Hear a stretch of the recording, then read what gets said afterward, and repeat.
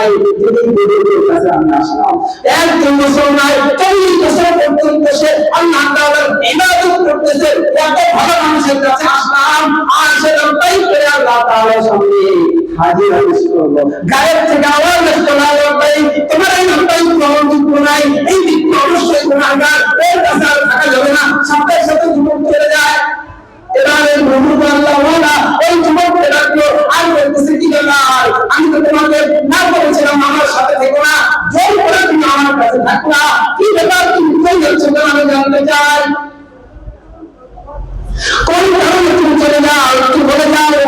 এবার ওই যুবক বলতেছে, আমি তো আপনাকে ভালো মনে করেছিলাম, আমি তো মনে করেছিলাম মনে করেন ইবাদত আপনি আল্লাহর সন্তুষ্টি অর্জন করে ফেলছেন, আপনার সাথে থেকে আমি আল্লাহর সন্তুষ্টি অর্জন করার জন্য চেয়েছিলাম, এই জন্য আপনার সাথে থাকলাম।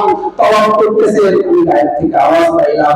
আপনি যখন বললেন লব্বাইক আল্লাহুম্মা লব্বাইক, গায়ের থেকে আওয়াজ আসলো লব্বাইক, এই কথা শুনে তো আর আমি আপনার কাছে থাকতে পারি না, কারণ আল্লাহ তাআলা আপনার ইবাদতকে গ্রহণ করে নাই। এবার এই বুজুর্গ আল্লাহ ওয়ালার চোখগুলো টপটপ করে পানি পড়তেছে, আর ওই যুবক বলতেছে, তুমি শুধু একবার ওই গায়ের থেকে আওয়াজ আসলো লালা ভাই, এই কথা শুনে তুমি চলে যাও, অথচ আমি তো আবার একজন ব্যক্তি 40 বছর আল্লাহকে বলি লব্বাইক আল্লাহুম্মা লব্বাইক, এই 40 বছরের সব সময় আমি গায়ের থেকে আওয়াজ পাই তোমার লব্বাইক অন্তত নয়।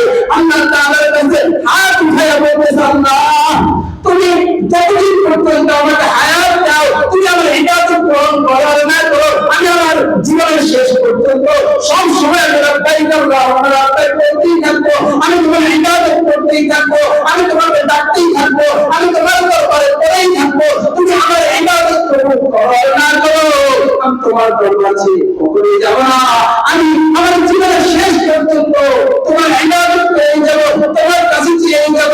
ইয়াকা না'বুদু ওয়া ইয়াকা নাস্তাঈন, তোমার ইবাদত করব, তোমার কাছেই চাইবো, আমি তোমাকে ডাকবো। যদি তুমি আমার ইবাদত গ্রহণ না করো, আমার ডাকে সাড়া না দাও, আমি কখনোই তোমার দরবার থেকে চলে যাব না।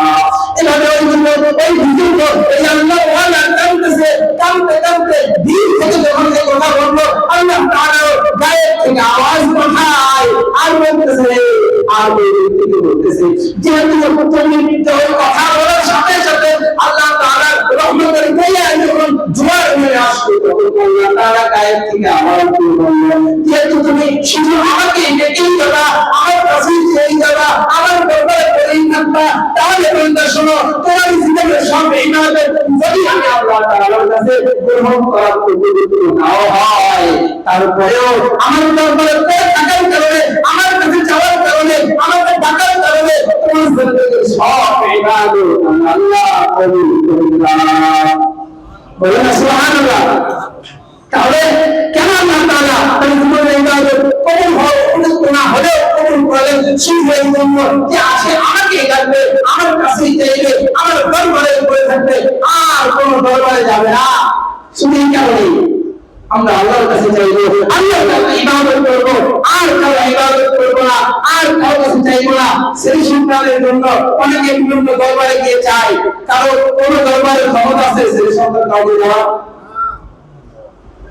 সন্তান প্রয়োজন আল্লাহর কাছে চাইবো। আমরা তো বারবার বলি সূরা ফাতিহার মধ্যে, আল্লাহ ইয়াকা না'বুদু ওয়া ইয়াকা নাস্তাঈন, তোমার ইবাদত করব, তোমার কাছেই চাইবো। তাহলে কেন আমরা ভিন্ন দরবারে যাব?